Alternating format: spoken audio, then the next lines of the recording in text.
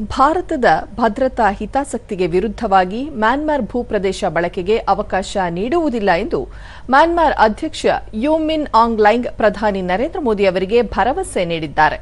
ಉಭಯ ನಾಯಕರು ದೆಹಲಿಯಲ್ಲಿ ನಿನ್ನೆ ವ್ಯಾಪಾರ, ರಕ್ಷಣೆ, ಇಂಧನ, ಸಂಪರ್ಕ ಸೇರಿದಂತೆ ಹಲವು ದ್ವಿಪಕ್ಷೀಯ ವಿಚಾರಗಳ ಬಗ್ಗೆ ಸುದೀರ್ಘ ಸಮಾಲೋಚನೆ ನಡೆಸಿದರು. ಪ್ರಧಾನಿ ಮತ್ತು ಮ್ಯಾನ್ಮಾರ್ ಅಧ್ಯಕ್ಷರ ಮಾತುಕತೆಯ ಕುರಿತು ವಿವರ ನೀಡಿರುವ ವಿದೇಶಾಂಗ ಕಾರ್ಯದರ್ಶಿ ವಿಕ್ರಮ್ ಮಿಸ್ರಿ, ಮ್ಯಾನ್ಮಾರ್ ಅಧ್ಯಕ್ಷರು ಪ್ರಧಾನಿ ಅವರಿಗೆ ಯಾವುದೇ ಕಾರಣಕ್ಕೂ ತನ್ನ ಭೂಪ್ರದೇಶವನ್ನು ಭಾರತದ ವಿರುದ್ಧದ ಹಿತಾಸಕ್ತಿಗೆ ಬಳಸಲು ಬಿಡುವುದಿಲ್ಲ ಎಂದು ಭರವಸೆ ನೀಡಿದ್ದಾರೆ. ಅದಕ್ಕೆ ಪ್ರತಿಯಾಗಿ ಪ್ರಧಾನಿ ಅವರು ಮ್ಯಾನ್ಮಾರ್ನ ಸಾರ್ವಭೌಮತ್ವ ಮತ್ತು ಭೌಗೋಳಿಕ ಏಕತೆ ರಕ್ಷಣೆಗೆ ಬೆಂಬಲ ನೀಡುವುದಾಗಿ ಪುನರುಚ್ಚರಿಸಿದ್ದಾರೆ.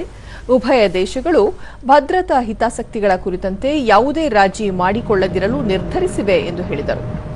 ಅಲ್ಲದೆ ಮ್ಯಾನ್ಮಾರ್ನಿಂದ ಕೆಲವು ಉಗ್ರಗಾಮಿ ಗುಂಪುಗಳು ಈಶಾನ್ಯ ರಾಜ್ಯಗಳಲ್ಲಿ ಕಾರ್ಯಾಚರಣೆ ನಡೆಸುತ್ತಿರುವ ಅಂಶವನ್ನು ಪ್ರಧಾನಿಯವರು ಮ್ಯಾನ್ಮಾರ್ ಅಧ್ಯಕ್ಷರ ಗಮನಕ್ಕೆ ತಂದಿದ್ದಾರೆ. ಅವರು ಅಂತಹ ಚಟುವಟಿಕೆಗಳನ್ನು ತಡೆಯಲು ಕ್ರಮ ಕೈಗೊಳ್ಳಲಾಗುವುದು ಎಂದು ಭರವಸೆ ನೀಡಿದ್ದಾರೆ. ಜೊತೆಗೆ ಗಡಿ ನಿರ್ವಹಣೆ ಸೇರಿದಂತೆ ಎಲ್ಲಾ ಬಗೆಯ ದ್ವಿಪಕ್ಷೀಯ ವಿಚಾರಗಳಲ್ಲಿ ಭಾರತದ ಪರ ನಿಲ್ಲುವುದಾಗಿ ತಿಳಿಸಿದ್ದಾರೆ ಎಂದು ಅವರು ಹೇಳಿದರು.